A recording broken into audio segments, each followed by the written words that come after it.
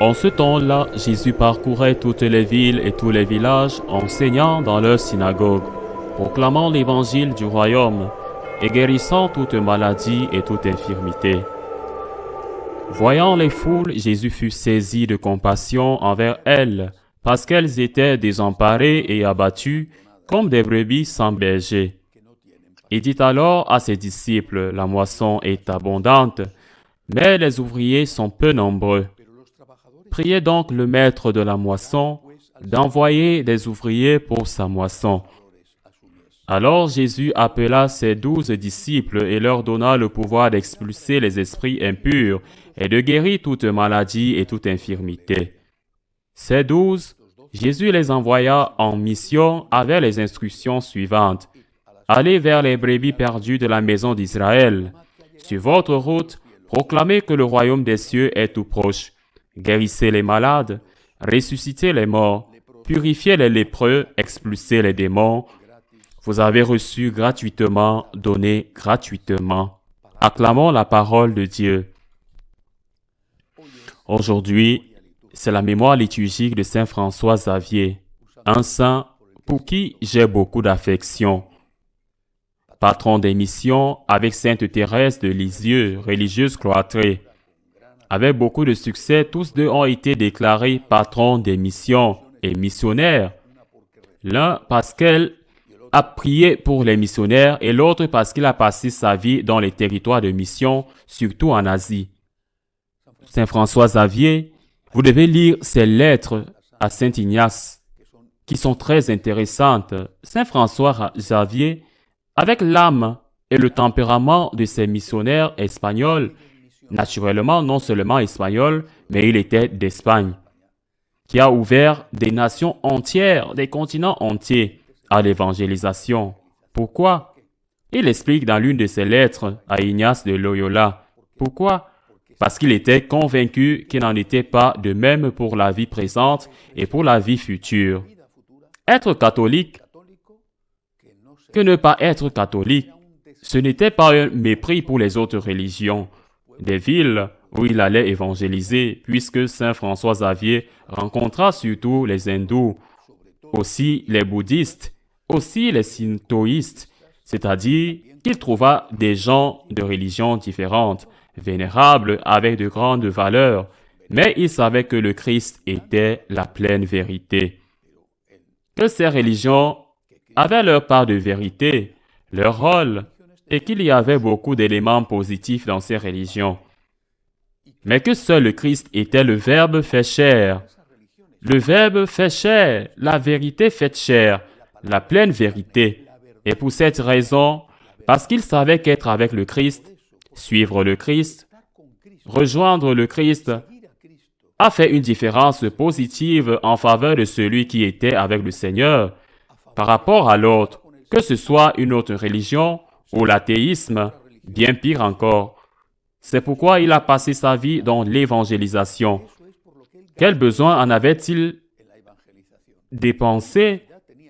Volonté de courir le risque de participer à ces voyages en bateau qui étaient épuisants et coûtaient la vie à de nombreuses personnes. Quel besoin en avait-il? Si suivant l'hindouisme, le bouddhisme et le shintoïsme ou l'islam, ces personnes pouvaient être sauvées avec la même facilité qu'en se déclarant disciples de Jésus-Christ. Quel besoin avait ce missionnaire exceptionnel de consacrer sa vie à la mission, comme tant de missionnaires en Amérique, en Afrique, en Asie et en Océanie? Comme ils l'ont fait, quel besoin avait-il de mourir? Même persécutés, torturés. Je pense aux jésuites au Canada. Par exemple, quel besoin en avait-il? Si peu importait, si c'était la même chose d'être d'une religion ou d'une autre, ou le contraire, ô pauvre Saint François Xavier au XVIe siècle, il était si aéré qu'il pensait que le christianisme était le meilleur, disait-il. À cette époque, il croyait que quiconque mourrait sans être baptisé serait damné. Et aujourd'hui, nous savons que tout le monde est sauvé, qu'il ait ou non la foi. C'est ce que certains disent. Ces gens, ces missionnaires ont donné leur vie parce qu'ils croyaient qu'il avait non seulement une foi en Jésus-Christ, qui n'était pas venu sur terre simplement pour faire du tourisme sidéral, du tourisme céleste, pour avoir une de ses possessions lointaines dans l'immense univers galactique.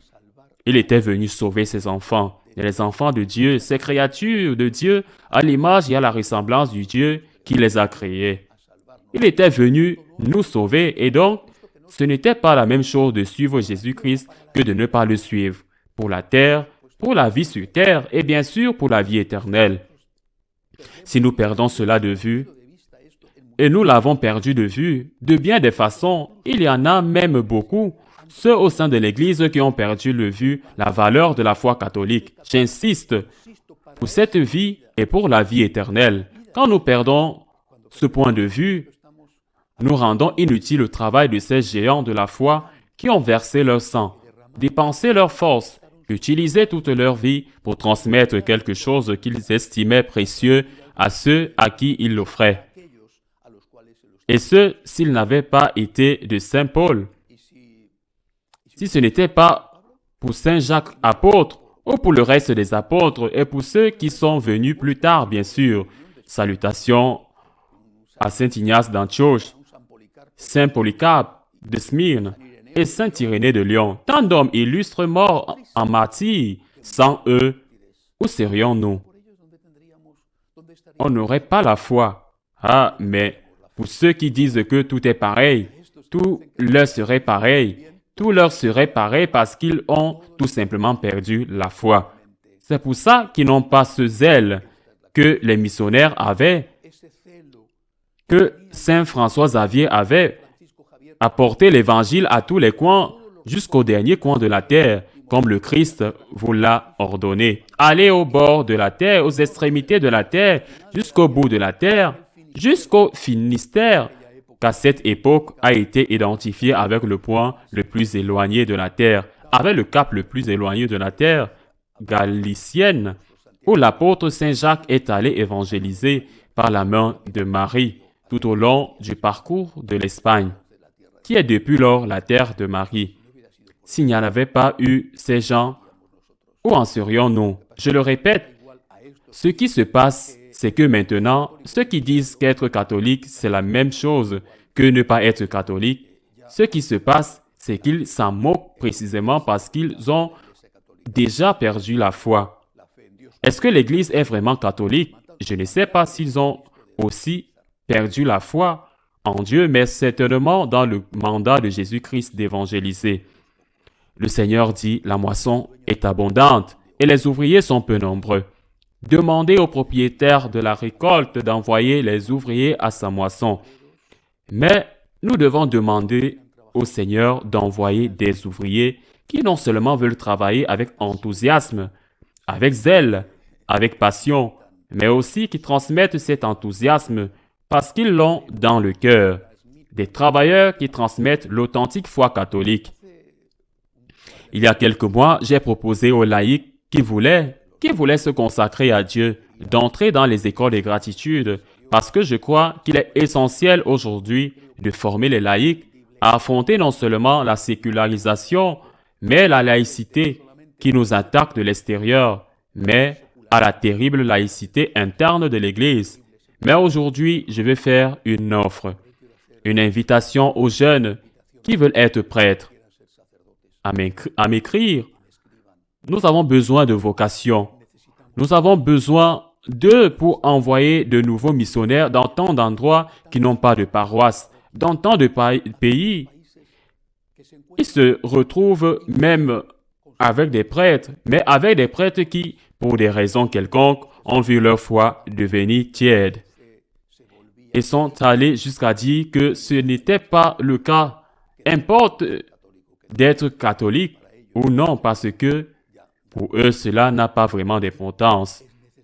Il faut qu'il y ait à nouveau une flamme de zèle apostolique, missionnaire et évangélisateur. Et pour cela, il faut qu'il y ait des jeunes qui disent « Pour toi, Jésus », comme l'ont fait ses aînés. « Pour toi, Jésus, par gratitude pour toi, je veux te donner ma vie, porter le plus grand des trésors que j'ai aux autres, le plus grand des trésors qui est précisément toi. » Ainsi soit-il.